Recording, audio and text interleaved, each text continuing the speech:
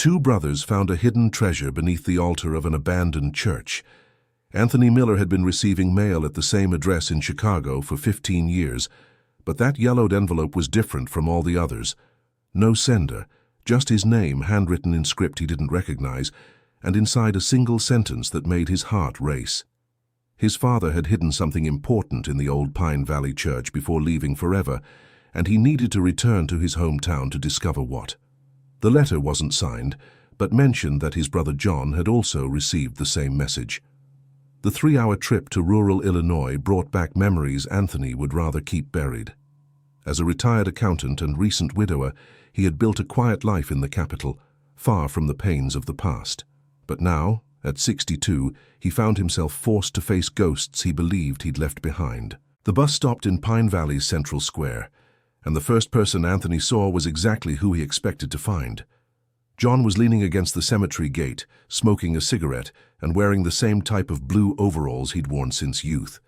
At 58, the younger brother seemed to have aged more than time should allow. "So, you got it too," said John, tossing his cigarette on the ground without greeting his brother. "I did," replied Anthony, keeping his distance. "Do you believe this? I don't know what to believe anymore, but if the old man left anything for us, I want my share." The tension between them was palpable. 15 years of silence don't break easily, especially when wounds never truly healed. Anthony looked around the square and noticed how little the town had changed. The same colonial houses, the same cobblestone streets, the same stagnant small-town air. "Where's the church again?" asked John, though both knew perfectly well its location. "Up the hill past the bend, if it's still standing." They walked side by side without talking, each lost in their own thoughts. The dirt road snaked between vegetation-covered hills, and with every step Anthony felt the weight of the years he'd spent away from that place. Dear listener, if you're enjoying the story, please take a moment to like and especially subscribe to the channel. It really helps us who are just starting out, now continuing. When the church appeared atop the hill, they both instinctively stopped. The colonial stone building was unrecognizable, completely overtaken by vegetation. Vines and creepers covered the walls like a green mantle, and what was once a symbol of the community's faith now seemed a monument to abandonment. "Holy Mother," murmured John, "I didn't imagine it was like this." "It's been 20 years since they closed it," said Anthony. "Natural for nature to take over." They approached the main entrance, where the wooden door hung by a single hinge. The interior was plunged into greenish gloom, with sunbeams filtering through gaps in the roof where some tiles had fallen. "Now what?" asked John. The letter didn't say where to look. It said something hidden in the church. "Let's search." They spent the next hour scouring every corner of the main nave. Anthony examined the confessionals, while John checked the remaining pews. The main altar, raised by 3 stone steps, remained intact despite the passage of time. "Anthony, come see this," called John, kneeling near the altar. On the ground, partially hidden under dry leaves and debris, was a stone slab slightly different from the others. When John cleared away the dirt, they could see the stone had small cracks around its edges. "Looks like someone's been at this," said John, running his fingers along the cracks. "Do you think there's something underneath? Only one way to find out." John went out and returned minutes later with a rusty crowbar he found behind the church. With considerable effort, they managed to lift the heavy slab, revealing a hole dug in the earth. Anthony held his breath as John reached his hand into the hole and pulled out a metal box the size of a small suitcase. The surface was rusty but still sturdy. A simple padlock kept it shut. "Could this really be it?" asked Anthony, hardly able to believe it. "There's one way to find out," said John, breaking the padlock with the crowbar. When they opened the box, they found neither gold nor money, as they had expected. Instead, there were dozens of yellowed envelopes, all addressed to "My dear sons, Anthony and John." The handwriting was unmistakably their father's. "They're letters," murmured Anthony, picking up one of the envelopes with trembling hands. "Letters from Dad." "It looks like it." John opened the first letter and began to read aloud, his voice faltering with every word. "My dear sons, today marks 1 year since I had to leave Pine Valley. I know you don't understand why I left without explanations, and I know you must be angry with me. The truth is, I had no choice." Anthony sat down heavily on one of the broken pews, feeling his legs weaken. John continued reading. "I discovered something at the clerk's office where I worked that put me in danger. Mayor Augustus Foster was forging land documents, selling the same lot to multiple people. When I confronted him, he threatened me. He said if I didn't disappear from town, you two would pay the price." "It can't be," whispered Anthony. "Dad left because of us?" "Keep reading," urged John, his voice choked. "I know it's cowardly to run away, but I couldn't risk your lives. Augustus Foster is a dangerous man, with many henchmen. It was better for me to disappear, and for you to be safe. I promise that one day I will explain everything." The two brothers remained silent for long minutes, absorbing the impact of that revelation. For 20 years, they had believed their father had abandoned them because he didn't care about them. The truth was exactly the opposite. "There are more letters," said John, rummaging through the box. They took out letter after letter, each dated in different years. They were detailed accounts of how their father had followed their lives from afar, keeping newspaper clippings about each of their achievements. There was a news item about Anthony graduating in accounting, another about John opening his auto repair shop. "Look at this," said Anthony, showing a yellowed photograph. "It's the three of us on the day the church was closed. In the photo, a man in his 40s had his hands on the shoulders of two boys. Everyone was smiling at the camera, not imagining it would be one of the last happy memories they would have together." "I remember that day," said John, touching the photograph. "Father Joseph was sad because the diocese decided to close the church, and Dad said that one day it would reopen. Among the letters, they also found official documents, deeds to properties in town, all in the names of Anthony Miller and John Miller. The papers were organized chronologically, showing that their father had bought several lots over the years." "Anthony, look at the dates on these deeds," said John, examining the documents. "He bought these properties after he left." "What do you mean?" "These purchases were made over the last 15 years. Dad has been coming back here without us knowing." The discovery was disturbing. It meant their father had been around much more than they imagined, buying properties and leaving everything to them. But why had he never tried to make direct contact? "Someone's coming," said John, hearing footsteps at the church entrance. An elderly lady appeared in the doorway, leaning on a cane. Anthony immediately recognized Mrs. Betty, who had been their neighbor when they were children. "I knew you two would show up here sooner or later," she said, approaching slowly. "Mrs. Betty?" asked Anthony, surprised. "You still live here?" "Of course I do. Someone has to look after the square and the flowers, and someone had to keep your father's secrets." "Secrets?" John questioned. "Do you think those letters just appeared in that box by themselves, and that the anonymous letter mailed itself to you two?" The brothers exchanged glances, beginning to understand. "You were the one who sent the letters to us?" asked Anthony. "Yes, I did. Joseph asked me to do it when the right time came." "Joseph?" said John. "Our father. Your father used to come back here 2-3 times a year, always hidden, always at night. He'd bring these letters and ask me to keep them. He said that one day you'd need to know the truth." Mrs. Betty sat on one of the benches and told how she had helped Joseph Miller over the years. He would always arrive in the early hours, leave the letters and some money for her, and leave before dawn. "Why now?" asked Anthony. "Why did you decide to send the letters right now?" "Because I'm sick, my boy. The doctor said I don't have much time left, and because Augustus Foster finally died last month. There's no more reason to be afraid." The news of the former mayor's tragedy brought mixed feelings. Relief to know that the man who had torn the family apart could no longer harm anyone, but also a strange sense of emptiness. So many years lost because of the fear he inspired. "Mrs. Betty," said John, "do you know where our father is now?" "I don't know, my boy. The last time he came here was 2 years ago. He left these letters and said he was going far away, that you would understand everything when you read them." They spent the rest of the afternoon reading letter after letter. Joseph recounted how proud he felt of his sons, how he suffered from not being able to be present for the important moments in their lives. There were letters about Anthony's wedding, About the first cars John fixed at the shop, about small everyday events that he followed from afar. Dear listener, if you're enjoying the story, take a moment to like and especially subscribe to the channel. It really helps us who are just starting out, now continuing. John, said Anthony, closing one of the letters, there's something I need to tell you. What is it? I always thought you were to blame for Dad leaving. Blame? What do you mean? Back then you were causing trouble at school, fighting with the boys, coming home late. I thought he got tired of you. John lowered his head, visibly hurt by his brother's words. And I always thought he chose to take you with him and leave me behind because you were the perfect son, said John. The smartest, the best behaved. Is that why we fought so much before I went to Chicago? That and much more. You always had everything easier, Anthony. You were always the family's pride. Easier?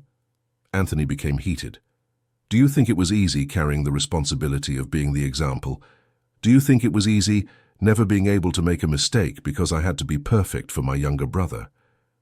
At least you were never called a troublemaker, problematic, the black sheep of the family. And you never had to take care of a younger brother while still a child yourself. The argument escalated quickly, bringing up resentments accumulated over decades. Mrs. Betty tapped her cane on the ground to get their attention. Stop this, she said sternly. Haven't you learned anything from these letters? Mrs. Betty. Nothing. Your father spent 20 years suffering because he couldn't be with you, and you're here fighting over the same old nonsense. That's not nonsense, protested John. Yes, it is. You are brothers, blood of the same blood, and instead of supporting each other, you keep attacking one another. The elderly woman's scolding had an effect. Anthony and John moved away from each other, ashamed. She was right, but the hurts were too deep to be healed in one afternoon. There are more things in this box, said Anthony, trying to change the subject. At the bottom of the box there was a hand-drawn map showing the location of each plot of land that Joseph had bought. Numbers and notes indicated the price he had paid for each lot and the date of purchase. Look at this, said John, studying the map. These plots are all in the area that's expanding toward the new subdivisions. What does that mean? It means they must be worth a lot more today than when Dad bought them. Mrs. Betty confirmed their suspicion. The area had appreciated greatly with the arrival of new families in the town, especially after a tech company set up a regional office there. Your father had a vision for business, she said. He always said Pine Valley would grow, that it was just a matter of time. So these plots are worth a fortune? Asked John excitedly. Yes, they are. But there's a problem, said Mrs. Betty, looking worried. What problem? Augustus Foster's son, Robert, became a councilman, and he's been tampering with the old town deeds, saying many are fake. Fake how? He's been questioning the validity of various documents, saying his father discovered many irregularities before passing away. The irony of the situation was bitter. The son of the man who had torn the family apart was now trying to invalidate the documents their father had left behind. But these documents are legitimate, said Anthony, examining the deeds. They're all registered at the county clerk's office. They may be registered, but Robert has influence, and he's been partnering with outsiders who want to buy land in the town. As the sun set behind the mountains, the brothers decided to head back to town and find a place to spend the night. Mrs. Betty invited them to stay at her house, but both preferred the inn on the central square. During dinner at a small restaurant, they continued talking about the day's discoveries. The tension between them had eased a bit, but it still lingered. Anthony, said John, pushing his food around without much appetite. Do you think our father is alive? I don't know. The letters stopped 2 years ago. It could be that he's, or he could be out there waiting for us to find these letters. 20 years is a long time, John. He'd be 75 today. I know, but I have a strange feeling like he's still around. That night, Anthony couldn't sleep. He tossed and turned in the narrow bed at the inn, thinking about the letters and what they meant. It wasn't just about the money from the land, though that was important. It was about discovering he had been completely wrong about his own father. The next morning, they decided to go to the county clerk's office to check the legal status of the documents. The clerk, a young man who had recently taken over the position, was helpful in showing them the records. "The deeds are all in order," he said, flipping through the books. "Legitimate purchases, payments recorded, no pending issues." "And this story about fake documents?" asked John. "Oh, that's Councilman Roberts' doing. He's been spreading that his father discovered many irregularities before the heart problem, but there's no proof of anything." "Heart problem?" questioned Anthony. "The former mayor. He had a heart attack a few months ago. Robert says his father was investigating fraud at the clerk's office and that it caused a lot of stress." Anthony and John exchanged glances. According to the Sun's version, Augustus Foster was a hero who had uncovered irregularities. They knew the truth was exactly the opposite. "Did you know Mr. Joseph Miller?" asked the clerk, noting the names on the deeds. "He was our father," said Anthony. "What a good man. Always very polite when he came here. Paid everything in cash, never caused any trouble." "Did he come here often?" "About 2-3 times a year. Always interested in buying land in the expansion zone. He had a good eye for business." Leaving the county office, they found Robert Foster waiting for them in the square. He was a man of about 40, well-dressed, with a smile that didn't reach his eyes. "You must be Joseph Miller's sons," he said, approaching. "We are," replied Anthony, suspicious. "My name is Robert Foster. I'm a city councilman here. I heard you're dealing with some old deeds." "And what about it?" asked John, hostile. "Nothing much. It's just that my father, who was the mayor, discovered many irregularities in the county office before he passed. Fake documents, irregular records, that sort of thing." "Our documents are legitimate," said Anthony. "I'm sure they are. But you know how it is, right? It's always good to check these old things. Prevents problems for everyone." Robert made an offer that left the two brothers perplexed. He offered to buy all the land for what he considered a fair price, thus avoiding any future legal complications. "It's a good offer," he said. "You get cash in hand, no headaches, no bureaucracy." "How much?" asked John, curious. $50,000 for everything." Anthony almost choked. There were at least 10 lots in the deeds, some in areas he knew were valuable. 50,000 for everything? "It's a fair price considering the possible legal complications," said Robert, maintaining his fake smile. "We'll think about it," said Anthony, pulling John by the arm. Of course, but don't take too long. These old document issues can get complicated quickly." When Robert walked away, John exploded. 50,000, are you crazy? Just one of these lots must be worth that." "He's trying to cheat us," agreed Anthony, "just like his father did with our dad." "What do we do?" "Let's talk to a lawyer. We need to know exactly what our rights are." They spent the rest of the day gathering information about the land. They spoke with real estate agents, checked sale ads in the area, and discovered their suspicion was correct. The lots their father had bought were worth much more than the 50,000 offered by Robert. "At least 300,000, said the most experienced agent. "And that's being conservative. Some of those lots are in prime areas now." The difference was absurd. Robert was trying to buy for $50,000 something worth at least 6 times more. "He thinks we're fools," said John, indignant. "Or he's desperate to get that land," reflected Anthony. That night they returned to the church to read more letters. Mrs. Betty found them there, bringing a lamp and some supplies. "I thought you'd come back," she said, sitting on one of the pews. "Mrs. Betty," asked Anthony, "do you know if our father had any enemies here in town? Besides Augustus Foster?" "Not enemies, but there were always people interested in the land he bought. Your father was smart. He bought in areas he knew would appreciate. And Robert, do you know him? I've known him since he was a boy, just like his father, greedy and unscrupulous. He offered 50,000 for the land." 50,000? Mrs. Betty laughed bitterly.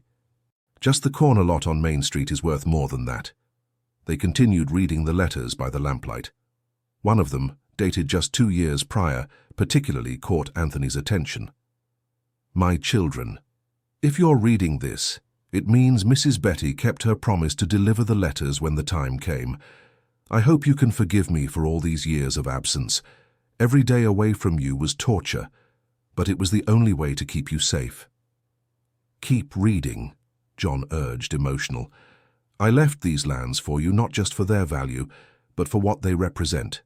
They're pieces of our town, of the place where we grew up together. I hope you can use this inheritance to rebuild your lives and maybe, who knows, come back home. He wanted us to return, John murmured. But be careful with the Foster family, Anthony continued reading.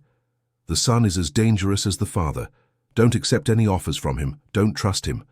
He'll try to steal from you just like his father tried to steal from me. The next letter revealed more details about Augustus Foster's corruption.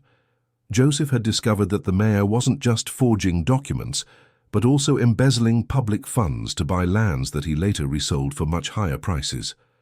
Our father uncovered a corruption scheme, said Anthony, impressed. That's why he had to flee. And that's why Robert wants our lands. He must be continuing his father's business.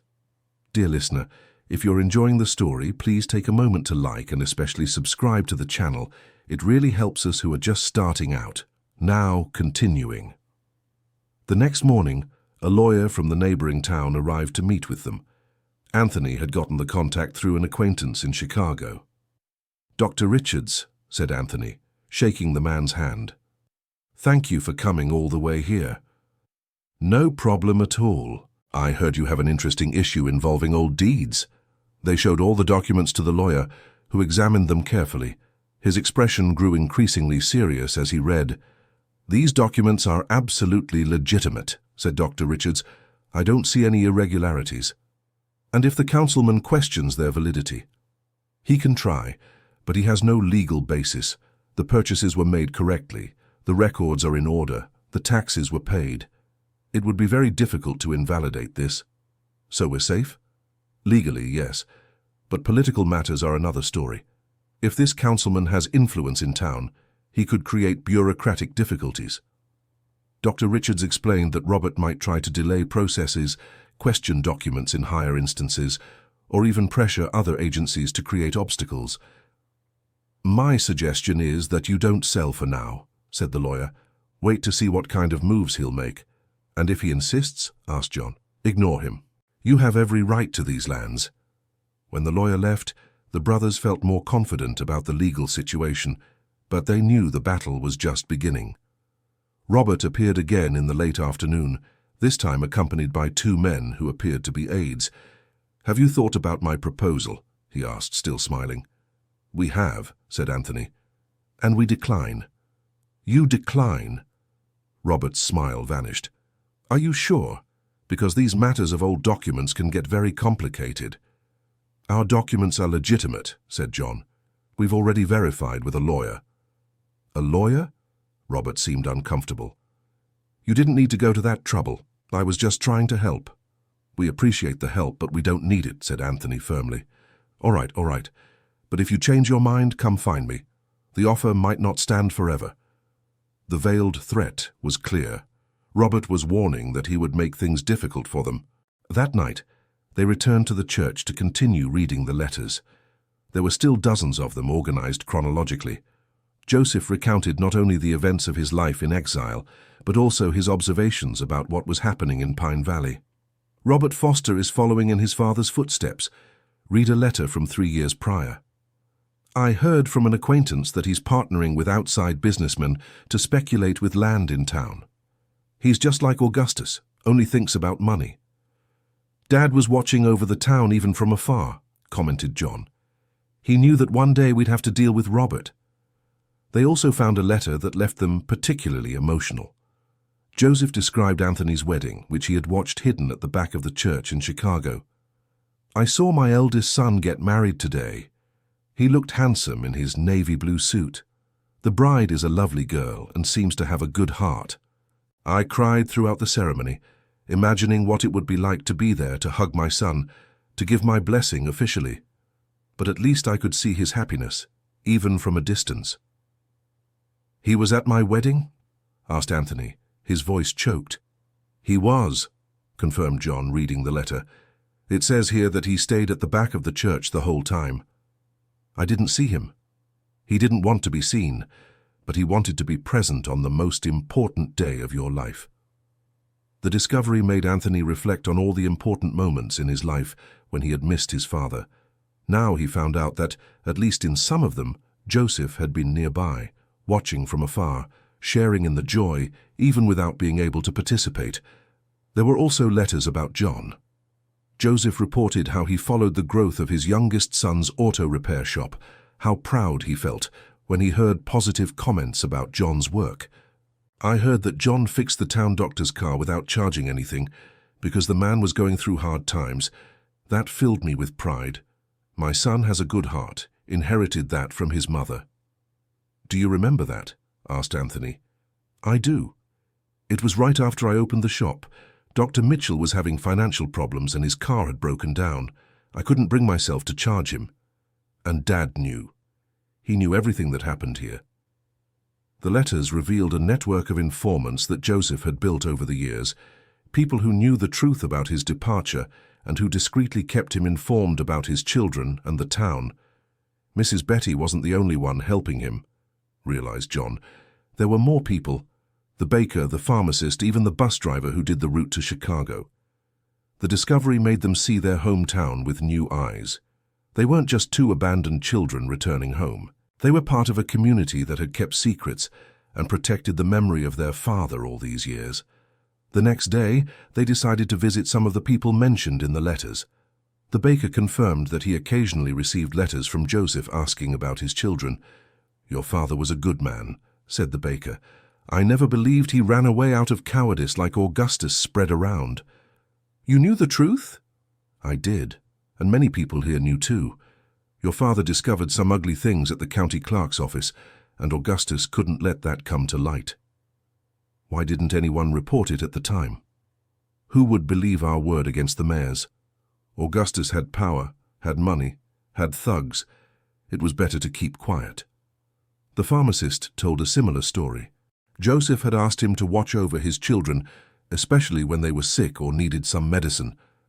"A few times I sent medicine for free for you when you were little," revealed the pharmacist. "Your father sent money through the mail to cover the costs. He took care of us even from afar," murmured John, moved. "He did take care, and he suffered a lot for not being able to be here." The revelations kept piling up throughout the day. They discovered that Joseph had secretly paid for medical treatments, school supplies, and even helped with household expenses when the children were younger.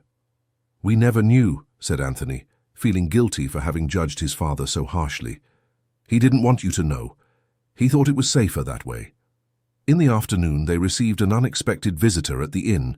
It was Robert Foster's wife, a woman about 35 years old who seemed nervous and scared. "Can I talk to you?" she asked, looking around as if afraid of being seen. "Of course," said Anthony. "You are—" "Melissa Foster. I'm married to Robert." They invited her into the inn's room, where she finally relaxed a bit. "I know what my husband is doing to you," she said, getting straight to the point. "What do you mean?" "He's trying to steal your land, just like his father-in-law used to do when he was alive." "You know about the history between our father and your father-in-law?" "Yes, and I know your father wasn't a thief like Augustus used to claim. It was the opposite." Melissa told them she had discovered hidden documents in her husband's office, proving that Augustus Foster had indeed forged deeds and embezzled public money. "I have copies of everything," she said, taking an envelope out of her bag. "Fake contracts, receipts for bribes, even recordings that Augustus made to protect himself." "Why are you telling us this?" "Because I'm tired. Tired of living with a man who only thinks about stealing from others, and because I know you are innocent in all this." "Does your husband know you have these documents?" "He doesn't, and he can't know, otherwise—" She stopped, seeming afraid. "Otherwise what?" "Otherwise he'll do the same thing his father did to your father.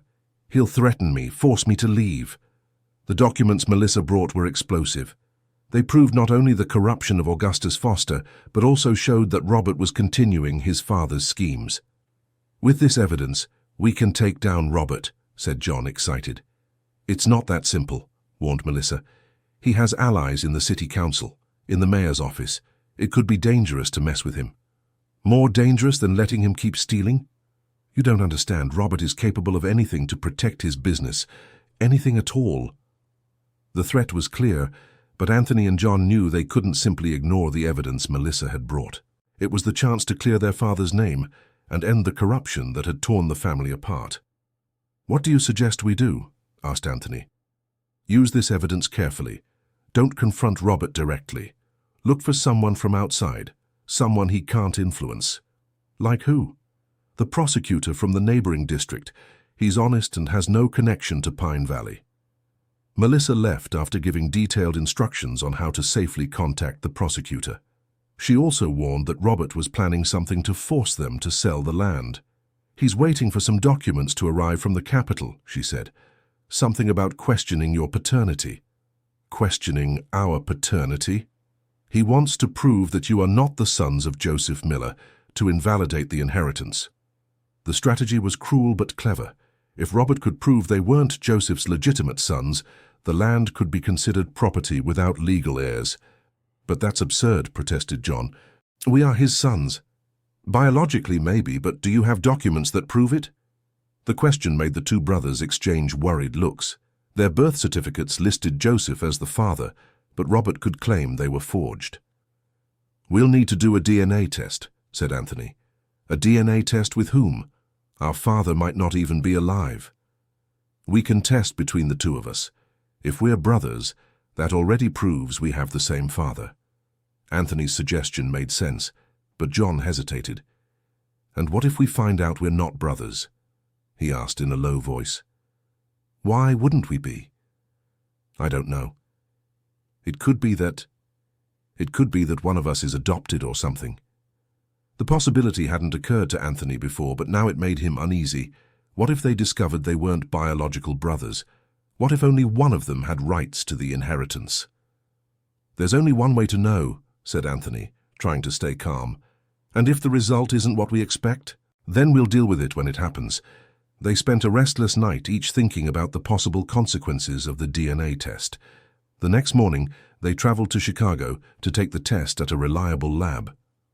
"Results will be ready in 3 days," the lab technician informed them. 3 days, repeated John nervously. "Everything will be fine," said Anthony, but his own voice betrayed uncertainty. They returned to Pine Valley in the late afternoon and found Robert waiting for them at the inn. "I heard you went on a trip," he said with a malicious smile. "We went to take care of some business," Anthony replied curtly. "Business? What kind of business?" "Nothing that concerns you?" "Everything that happens in this town concerns me," said Robert, his tone growing more aggressive. "I'm a councilman here." "So what?" challenged John. "So what is that you're playing with fire? Messing with things you shouldn't be messing with? We're dealing with our legitimate inheritance." "Inheritance?" Robert laughed.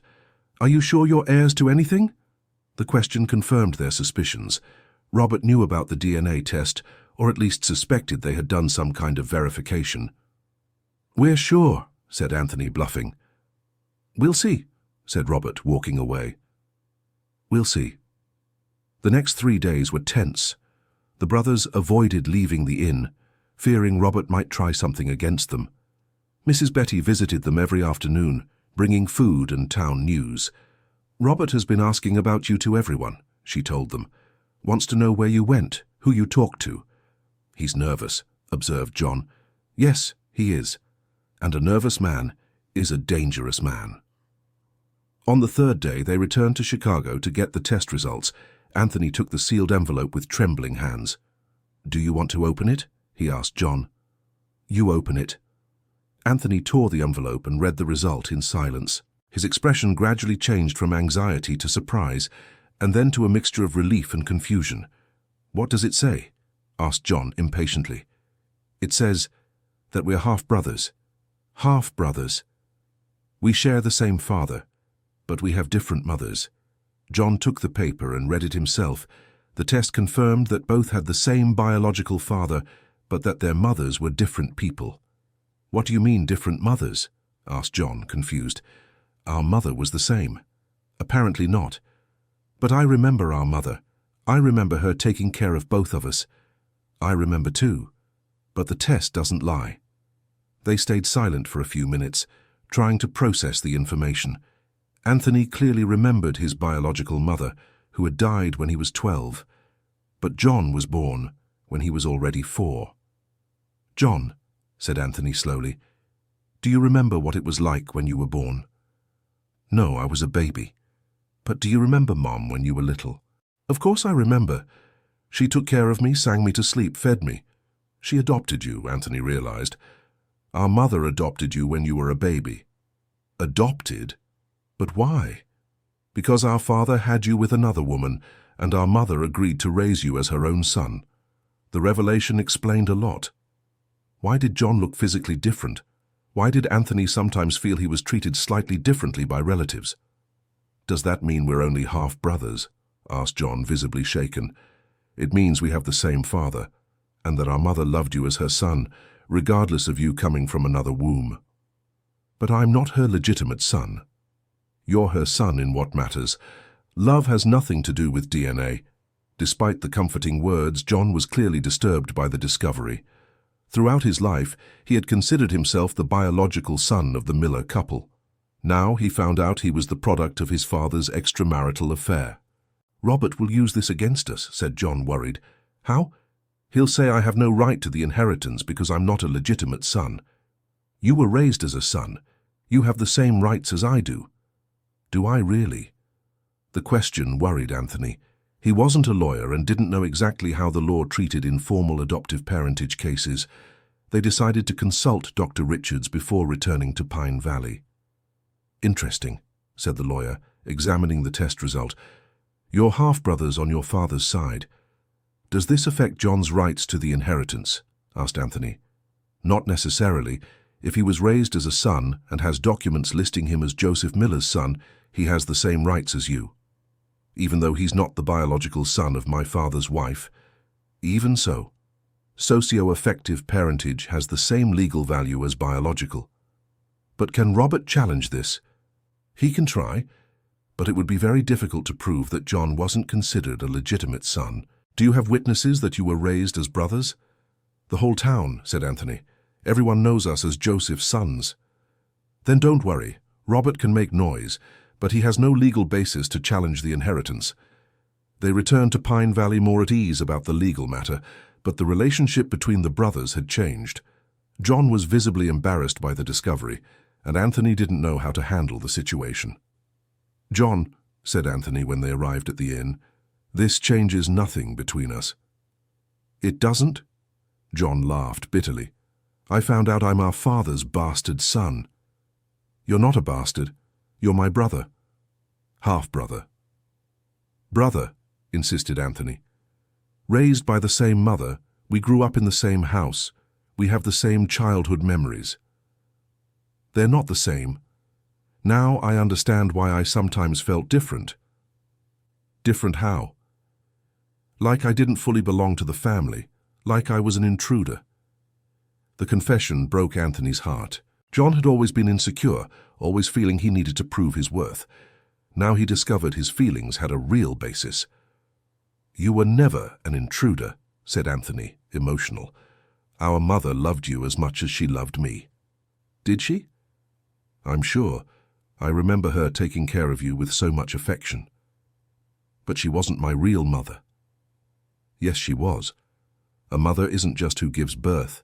It's who raises, who loves, who cares." They spent the night talking about childhood memories, trying to reconstruct events from the new perspective. Anthony remembered some strange moments, like when relatives made comments about John being different, or when his mother became defensive when someone questioned something about the younger son. "Our mother was a saint," said John, finally smiling a little. "She was. She raised you as if you were her own flesh and blood. And I never knew, because she didn't want you to feel different." The conversation brought them closer in a way that hadn't happened in years. Discovering the truth about his origin had initially created a barrier, but now it was serving to tear it down. The next day, Robert appeared with a paper in his hand and a triumphant smile on his face. "I've received some interesting information about the two of you," he said, waving the document. "What information?" asked Anthony, already suspecting what it was about. "Information about parentage. It seems not all of you are legitimate children of Joseph Miller." "We are his children," said John, trying to maintain composure. Biologically, both of you? We're brothers, said Anthony. Half-brothers, corrected Robert, and only one of you has full rights to the inheritance. That's not true, protested John. Isn't it? Let's see what the courts will say about that. Robert presented a petition he had prepared, challenging John's inheritance rights based on his irregular parentage. The document cited legal precedents and appeared to have been prepared by a competent lawyer. You can fight this in court, said Robert, but it will take years, cost a lot of money, and in the end, only one of you will end up with anything. What do you want? Asked Anthony directly. The same as always. I want to buy the land, but now my offer is only for whoever has legitimate rights to the inheritance. We both have rights. We'll see. Meanwhile, my offer of $50,000 still stands, for only one of you. Robert's strategy was diabolical. He was trying to create a division between the brothers, making them fight over the land and end up selling for any price. Think about the proposal, said Robert, walking away. But remember, a legal battle can last years and cost everything you have. When he left, John collapsed on a bench in the square. He's right, said John, discouraged. I'm going to lose everything in court. No, you won't, Dr. Richards said you have rights. Dr. Richards could be wrong. Robert has better lawyers, more money, more influence. So you want to give up? I want you to have everything, said John, surprising Anthony. You're the legitimate son. You have the right to the land. John, don't talk nonsense. It's not nonsense, it's reality. I always knew I was different. Now I know why. You're not different. You're my brother. A bastard half-brother, said John bitterly. Stop saying that. Anthony became agitated. You're my brother, period. The argument drew the attention of the square's residents. Mrs. Betty approached, concerned about the commotion. What's going on here? She asked. Robert is trying to drive us apart, explained Anthony. He's not trying, said John. He's succeeding. John Miller, said Mrs. Betty sternly. Come here. John approached, hanging his head like a child being scolded. Your mother, may God have her, raised you from a baby, said Mrs. Betty. Do you think she did it out of obligation? I don't know. Well, I do. I was there when you arrived. I saw how she welcomed you with open arms. How did I arrive? Your father showed up one night with you in his arms. You were a baby of a few months old. He said your biological mother couldn't keep you. Who was my biological mother? A young woman who worked in a neighboring town. A good girl, but she was going through hard times. She thought it was better to give you to your father to take care of. And our mother agreed to raise a child that wasn't hers? She accepted with joy, said Mrs. Betty emotionally. She said God was sending her another child to love. And my father, how did he react? Your father regretted what he had done, but your mother said to err is human, and that baby wasn't to blame for anything. The story told by Mrs. Betty changed John's perspective on his origins.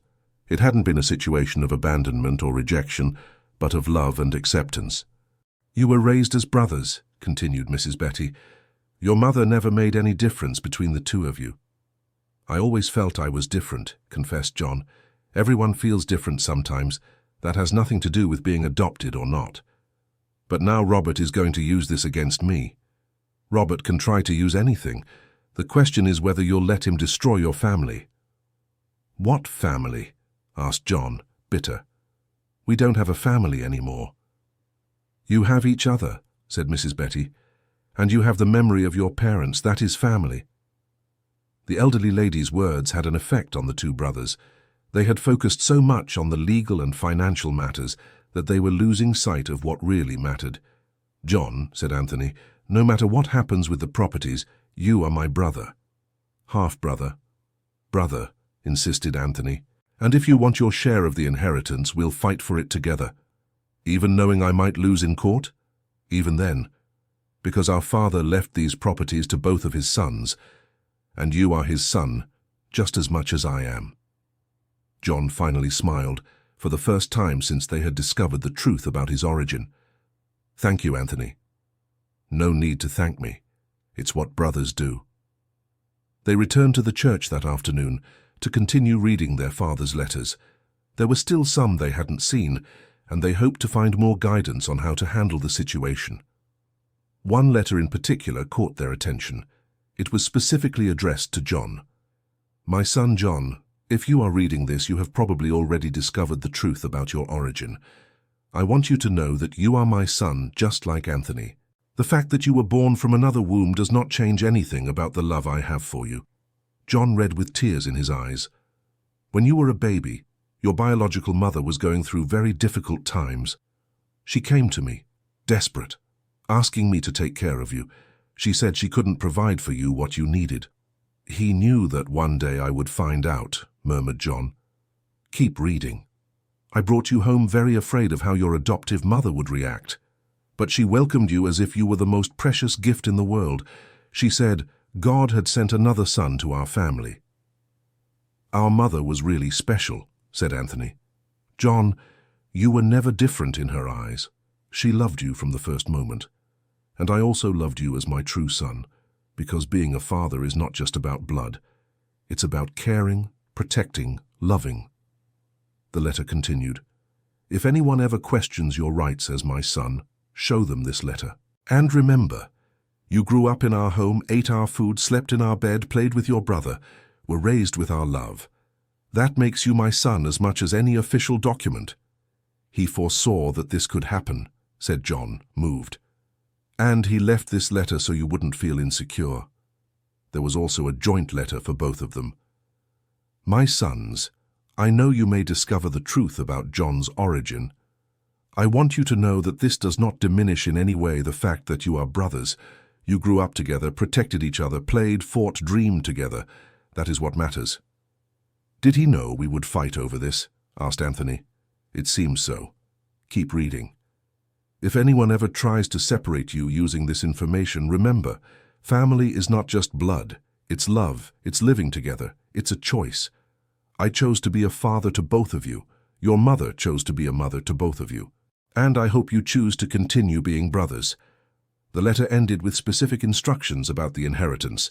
"The properties I left are for both of you, equally. John has the same rights as Anthony.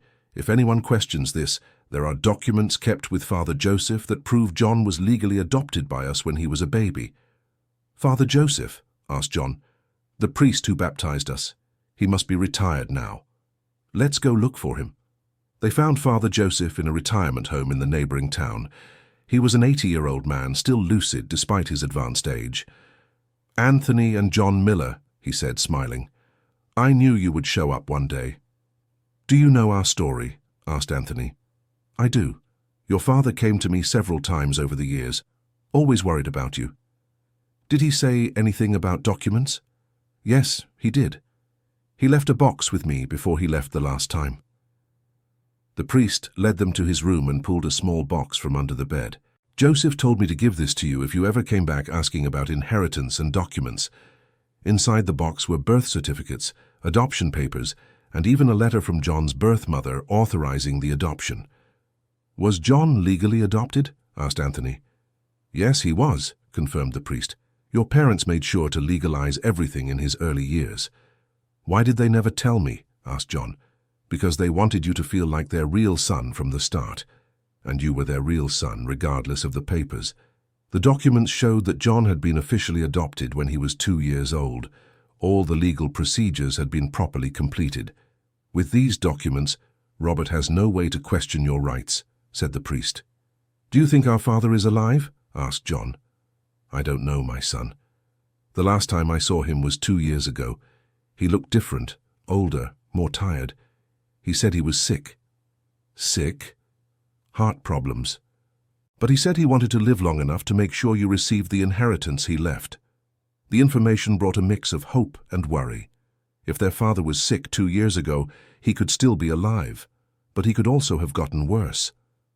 "Did he say where he was living?" asked Anthony. "He said he was staying in a town in the countryside of Los Angeles, but he never gave me the exact address." They returned to Pine Valley in the late afternoon, carrying the documents that definitively proved John's rights to the inheritance. But both their minds were occupied with the possibility that their father was still alive, somewhere in the countryside of Los Angeles. We could try to look for him, suggested John. Los Angeles is very big. How are we going to find him? I don't know, but we could try. First, let's settle the land issue. Then we can think about looking for our father. Robert was waiting for them at the inn, accompanied by a man in a suit who introduced himself as Dr. Carter, a lawyer. I brought my lawyer to talk to you, said Robert, looking confident. About what? Asked Anthony. About a final offer, $50,000 for the land, for whoever has legitimate rights, no questions, no lawsuits. And who decides who has legitimate rights? Asked John. The courts, said Dr. Carter, based on the parentage documents. We have all the necessary documents, said Anthony, showing the envelope they brought from the retirement home. Dr. Carter examined the papers with an increasingly serious expression. When he finished, he was visibly uncomfortable. These documents appear to be in order, he admitted. Appear? Questioned John. They are in order, corrected Dr. Carter, giving a meaningful look to Robert. Does that mean both of them have a right to the inheritance? Asked Anthony. It does. Robert turned red with anger. But there must be something wrong with these documents, he protested. There is nothing wrong, said Dr. Carter. The adoption was done correctly. All legal procedures were followed. So our offer is no longer valid? Asked John sarcastically.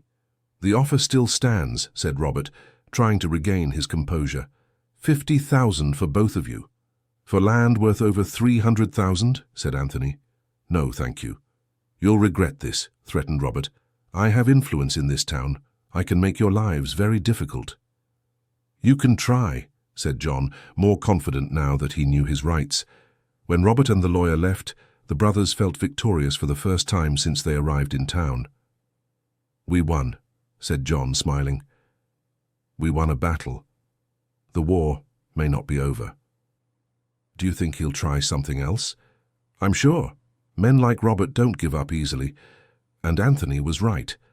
The next morning, they discovered that Robert had spread a distorted version of the facts around town, saying that the Miller brothers were trying to steal land that didn't belong to them. The people at the bakery were talking about you, said Mrs. Betty, worried. Saying what? That you came back here to take advantage of the situation, that your documents are fake. Robert is spreading lies. And many people are believing it. He has influence here.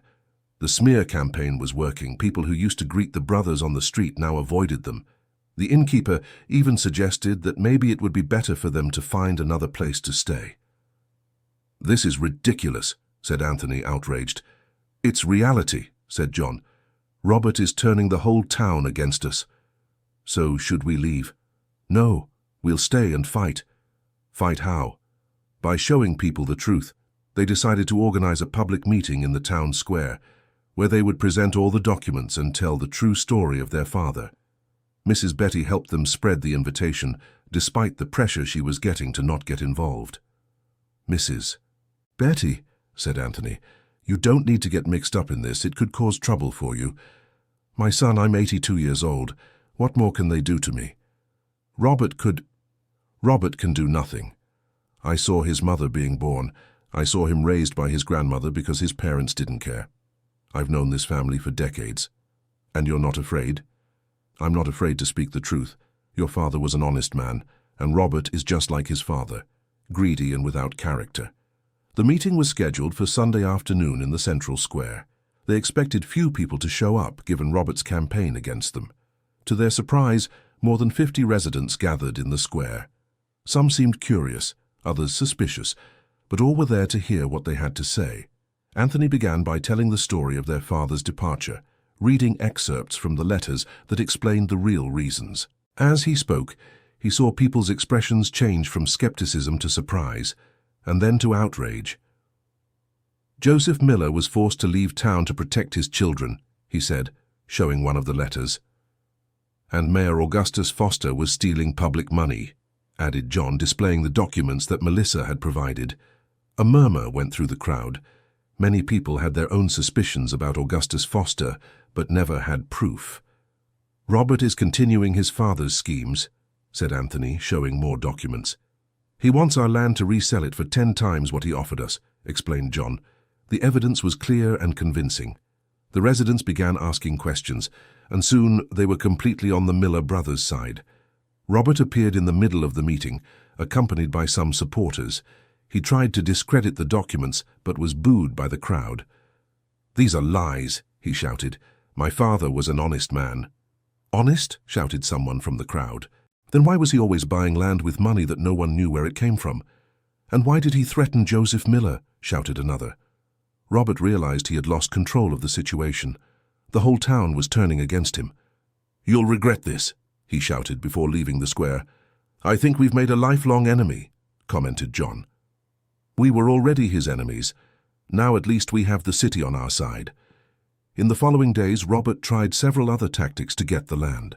He offered more money, threatened lawsuits, even tried to get support from council members in other towns.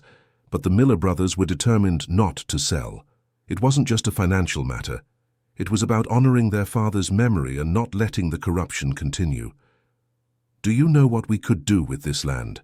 John asked one afternoon as they walked through the property. "What?" "Build affordable housing. Give young families a chance to live in a good area of the city. That's a good idea, but we'd need a lot of money for that. We could sell some lots and use the money to build on the others. Would you be willing to do that?" "I would. I think our father would be proud." The idea of developing a social project with the land excited both brothers. It was a way to give purpose to the inheritance they had received. "We could partner with the city hall," Anthony suggested. "Not with the city hall," said John. "The current mayor is a friend of Robert's. Then we'll do it ourselves. It will be difficult without official support, but not impossible." They began developing a detailed plan for the project. Anthony would use his accounting experience to handle the finances, while John would oversee the technical aspects of the construction. "We'll need an architect, engineer, labor," listed Anthony. "I know some good professionals in the area, honest people who would agree to work on a project like this." "And funding?" "We can start by selling the most valuable lots.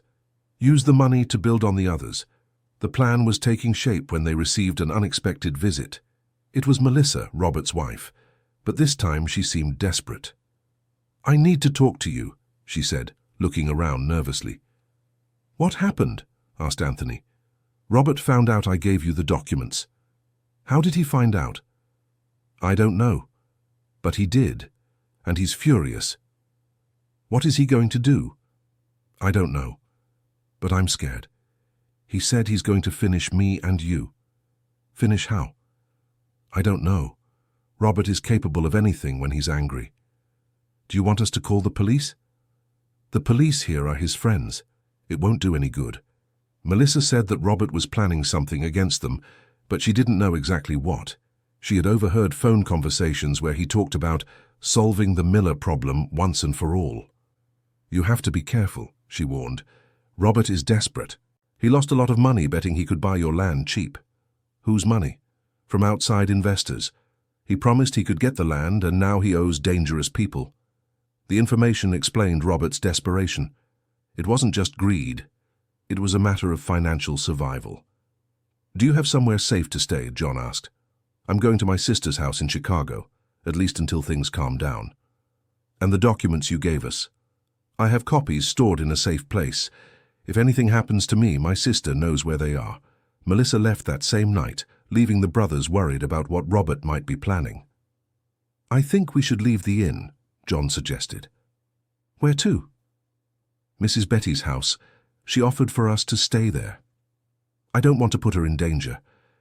She's already involved in this, and at her house, we'll be more protected." They moved to Mrs. Betty's house that same night, taking all the important documents. The house was on a quiet street, far from the city center. "You did the right thing," said Mrs. Betty. "Robert is indeed planning something." "How do you know?" "I heard some comments. He's been meeting with some strange men, people from out of town." "What kind of men?" "I don't know, but they don't look like good news. They spent a restless night, with every noise in the street making everyone jump in fright. But nothing happened. In the morning, they discovered what Robert had planned. The inn where they were staying had caught fire during the night. "It was arson," said the firefighter handling the incident. "Someone poured gasoline and set it on fire." Was anyone hurt? Asked Anthony, worried. No, luckily there was no one in your room. The owner said you left last night. Luck? Murmured John. I think it was more than luck. If they had slept at the inn, they could have been seriously injured or worse. Moving to Mrs. Betty's house had saved their lives. Robert has crossed all limits, said Anthony, indignant. We need to leave town, said John. This is getting too dangerous. We're not leaving, said Mrs. Betty, determined. Robert should leave. What do you mean? It's time to put an end to this once and for all. Mrs. Betty suggested they seek out the prosecutor from the neighboring county, bringing all the evidence of Robert's corruption and his involvement in the fire. But we have no proof that he ordered the inn to be set on fire, noted John. We don't have direct evidence, but we have the threats. We have the documents about the corruption. We have Melissa's testimony. Will it be enough? It will have to be. They traveled to the neighboring town that same morning, bringing all the documents organized in a folder. The prosecutor received them immediately when he learned what it was about. Municipal corruption cases are a priority, he said, examining the papers. And the fire? Asked Anthony. I will request a more detailed investigation. If it's confirmed to be arson, we'll find out who ordered it. Robert Foster is dangerous, warned John. He won't stop until he gets what he wants. Then we'll stop him first, said the prosecutor, determined. The prosecutor set up an operation to investigate Robert, including wiretaps and surveillance. In 3 days, they had enough evidence for a formal indictment. Robert is more desperate than we imagined, reported the prosecutor.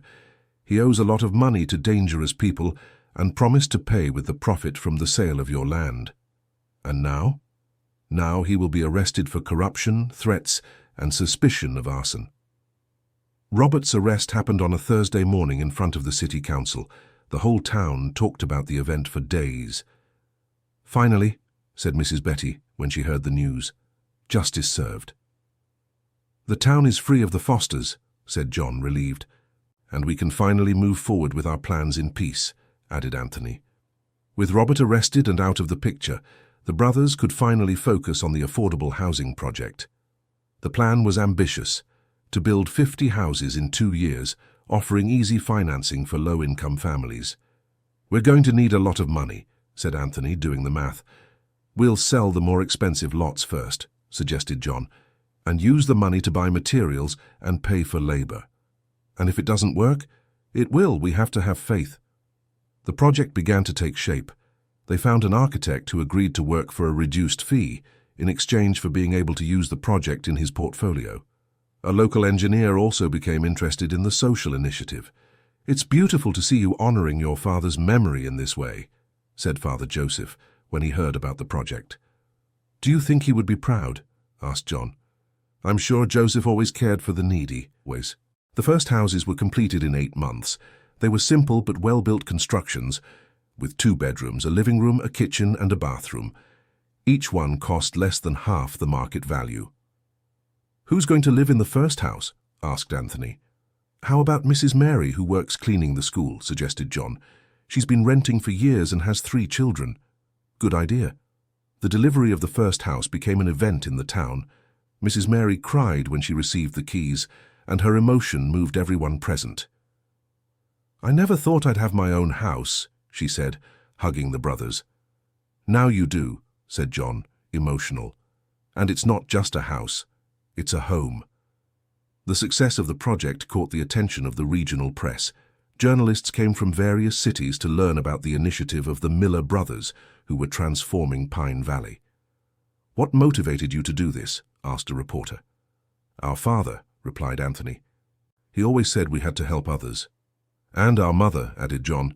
She taught us that family isn't just blood, it's care. The reports brought recognition, but also new responsibilities. Other towns began seeking out the brothers to replicate the project. We could expand, suggested John, create a social enterprise and take this to other places. Let's finish here first, said Anthony, always cautious. Then we'll think about expanding. 2 years after the project began, the 50 houses were ready and occupied. The neighborhood had become a model of sustainable social development. We did it, said John, watching the bustling neighborhood on a Sunday afternoon. We did it, agreed Anthony. Dad would be proud. And Mom too. The relationship between the brothers had strengthened enormously during the 2 years of working together. Differences and resentments from the past had been overcome by cooperation for a common goal. "You know what I discovered?" said John. "What?" "That we're a good team. You with your head for numbers, me with the practical side. We've always been a good team. We just took a while to realize it. And if Dad were here to see this—" "Who says he isn't watching?" asked Anthony, looking at the sky. "Do you think he—" "I don't know, but I like to think that from somewhere he's seeing what we've done." They were talking when Mrs. Betty approached, carrying a yellowed envelope. "Boys," she said, looking emotional, "I have something for you." "What is it, Mrs. Betty?" "A letter that arrived this morning." "From whom?" "See for yourselves." The envelope was addressed to Anthony Miller and John Miller, Pine Valley, IL. There was no sender, but the handwriting was familiar. "Anthony," said John, his voice trembling, "this handwriting. It's Dad's." They opened the letter with trembling hands. It was dated a week earlier. "My dear sons Anthony and John, today I saw a report on television about your project in Pine Valley." I couldn't stop crying with pride. "He's alive!" exclaimed John. "And he saw the report." You can't imagine how my heart filled with joy to see that you managed to overcome your differences and work together. Seeing the families receiving the houses reminded me why it's worth fighting for what's right. "Keep reading," asked Anthony, too emotional to speak. "I know you must be wondering why I never looked for you directly. The truth is I was afraid. Afraid you wouldn't forgive me for disappearing. Afraid of ruining the lives you built without me." "He was afraid of us?" asked John, incredulous. "Continue." "But seeing what you built together, I realized that maybe it's time to stop being afraid. I'm living in a small town in the countryside of Los Angeles called Blue Rock. If you want to meet me, I'll be waiting." The letter ended with the full address and the signature. "With all the love in the world, Dad." "He wants to see us," said John, hardly able to believe it. "After 20 years. Should we go?" "Of course we're going. We're a family." 2 days later they were on the road to Blue Rock. The trip lasted 6 hours, and as they got closer to the town, both grew more nervous. "What are we going to say to him?" asked John. "The truth, that we missed him, that we forgive him, that we love him. And if he doesn't want to come back to Pine Valley, then we respect his decision. What matters is that we're going to reunite." Blue Rock was a small town with fewer than 5,000 residents.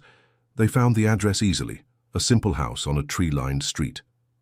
"This is it," said Anthony, stopping the car in front of the gate. "I'm nervous," confessed John. "Me too."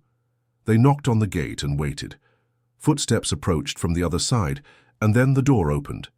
Joseph Miller was standing there, 20 years older, his hair completely white, thinner than they remembered. But the smile was the same. "My boys," he said, his voice choked up. "Dad," they both said at the same time, throwing themselves into his arms. They stayed embraced for long minutes, crying and laughing at once. 20 years of longing pouring out in an explosion of emotions. "Let me look at you," said Joseph, stepping back a little. "How you've grown, how handsome you've become." "You look well too," said Anthony. "Older, more tired, but well." "Why did you never look for us?" asked John. "Because I'm a coward," Joseph replied honestly. "Because I was afraid you wouldn't forgive me." "We forgive you," said Anthony. "We understand why you had to leave. And we're proud of you," added John, "for protecting us even if it meant staying away. Did you read the letters?" "All of them. And we understood everything." Joseph invited them into the house, where he spent the next few hours telling them about his 20 years of exile. He had worked in several towns, always afraid of being found by Augustus Foster's henchmen. "I only felt safe when I heard he had passed away," said Joseph. "Why didn't you come back then?" asked Anthony. "Because you had already built your lives. Anthony in Chicago, John in Pine Valley. I didn't want to get in the way." "Get in the way?" said John. "Dad, you're our family." "And family never gets in the way," added Anthony. Joseph also told them about his heart condition, which had forced him into early retirement and made him live with limitations. "That's why I took so long to look for you," he explained. I wanted to be sure I was well enough to be a real father again. You've always been our father, said John, even from afar. And now you're coming back home with us, said Anthony. I'm not sure that's a good idea. I have health problems. I'll be a burden. What health problems? What burden? Protested John. We'll take care of you. It's our turn to take care, said Anthony. But what about your project? I don't want to interfere. The project only exists because of you, said John. It was the inheritance you left that made everything possible. And it was the example you set that taught us to help others, added Anthony. Joseph finally agreed to return to Pine Valley. They packed his bags that same afternoon and set off for home. After 20 years, murmured Joseph as the town appeared on the horizon. Welcome back, Dad, said John. Home, said Anthony. The arrival of Joseph Miller in Pine Valley was an event that marked the town. Mrs. Betty cried when she saw him, and dozens of residents gathered in the square to welcome him. Joseph, shouted the baker, it's so good to have you back. We missed you, said the pharmacist. The town wasn't the same without you, added another resident. Joseph was moved by the reception.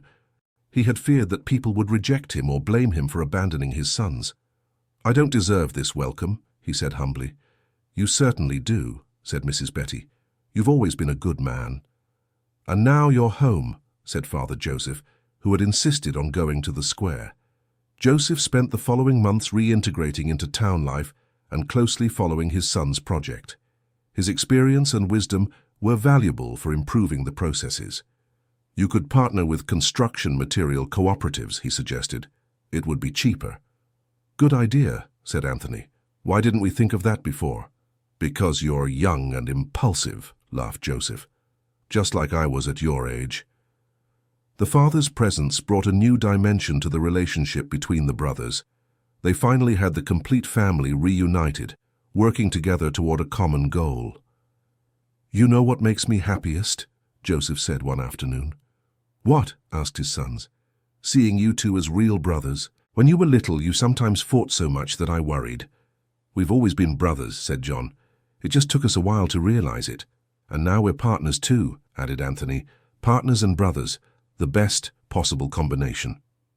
1 year after the reunion, the Miller family had settled completely in Pine Valley. The affordable housing project had become a national model, and they had received proposals to replicate it in other cities. What do you think about expanding? Asked a social entrepreneur from Los Angeles. We'll think about it, said Anthony. But first, we want to consolidate what we have here. Our priority is our town, agreed John. And our family, added Joseph. The Miller family reunion had been more than a personal reconciliation. It had become a source of inspiration for the entire Pine Valley community. You've shown that it's possible to overcome any difficulty when you have love and determination, said the new town mayor at a tribute ceremony. And that family is what matters above all, added Mrs. Betty, now 84, but still active. The secret, said Joseph, addressing the residents gathered in the square, is never giving up on those we love. And never forgetting that family isn't just blood, said Anthony. It's choice, it's care, it's forgiveness, completed John. The church where everything had begun was finally restored with funds from the project. It became a community center where families gathered for cultural and educational activities. This is where we found the letters, said John, showing the altar to his father. And this is where we discovered the truth, said Anthony. The truth always comes out, reflected Joseph. It might take time, but it always comes out. On the restored altar, they placed a plaque in memory of Mrs. Mary Miller, the mother who had raised both sons with so much love. In memory of Mary Miller, who taught us that love has no limits and that family is built with the heart. She would be proud, said Joseph, touching the plaque. She would, agreed his sons, of you, of what you built, of how you reunited. And of you too, said John, for having the courage to come back. You gave me the courage, said Joseph. When I saw your project on television, I knew I had raised special sons. We just did what you taught us, said Anthony. What you two taught me, corrected Joseph, is that love always wins in the end. 5 years after the reunion, the Miller family had become a national reference in social projects. But for them, The greatest achievement wasn't public recognition. "You know what our biggest victory is?" John asked one afternoon, while the three of them watched children playing in the neighborhood playground they had built. "What?" asked Joseph and Anthony. "Being together again. After so many years, so much pain, so much separation." "It's true," said Anthony. "The money, the lands, the projects, none of that matters as much as having our family together." "You gave me the greatest gift a father can receive," said Joseph, moved. "You gave me forgiveness and a second chance." "You didn't need forgiveness," said John. "You did what you thought was best for us." "And in the end," said Anthony, "it worked out. We became better men because of everything we went through." "And we learned that family is indestructible," added John. "It can be tested, it can be separated, it can go through hardships, but it's never completely destroyed." "Because true love is eternal," said Joseph. As the sun set behind the mountains of Pine Valley, the three men remained seated on the park bench, watching the life of the town they helped transform.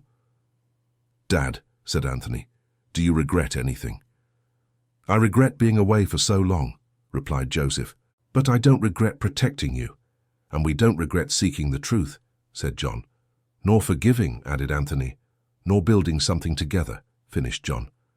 The restored church shone under the golden evening light, its stone walls telling the story of a family that got lost and found each other again, of brothers who overcame differences, of a father who had the courage to come back home. "You know what?" said Joseph, smiling. "What?" asked his sons. "I'm thinking of writing a book about our story." "Really?" said John, excited. "Why not? It's a story that can inspire other families." "Good idea," agreed Anthony. "What will you call it?" "Letters to My Sons," replied Joseph without hesitation. "Or The Church's Treasure," suggested John. "Actually," said Anthony, "the most fitting title would be Two Brothers and a Father." "Or simply Family," said Joseph, hugging both sons. And so, under the starry sky of Pine Valley, the Miller family was finally complete. It wasn't perfect, it wasn't without scars, but it was real, it was strong, and it was built on the most solid foundation of all, unconditional love. The letters found under the church altar had revealed much more than a material treasure. They had revealed the truth about sacrifice, about protection, about the strength of family bonds that withstand time and hardships. "The real treasure," said Joseph, looking at his sons, "was always you." "And you," they replied in unison. "And our family," they finished, embraced under the stars of Illinois. Mrs. Betty, watching from afar through her window, smiled and murmured a prayer of gratitude. She had lived long enough to see justice being done, love overcoming hate, and a family being restored. In the restored church, one last letter remained kept at the altar, written by Joseph on the day of his return. "My sons, today I came back home and discovered that you built something much bigger than houses. You built hope, you built community, you built love. I'm proud to be your father and grateful to God for giving me a second chance to be family. The treasure you found under this altar wasn't the letters or the documents. It was the proof that love never dies, it just waits for the right moment to be reborn. Thank you for forgiving me. Thank you for welcoming me back. Thank you for allowing me to be a father again. With all the love in the world, forever, Dad." End of story. Now tell us what you thought of this story of overcoming and family reunion. Do you believe forgiveness is capable of healing such deep wounds? Share your opinion in the comments, and don't forget to leave your like and subscribe to the channel for more emotional stories.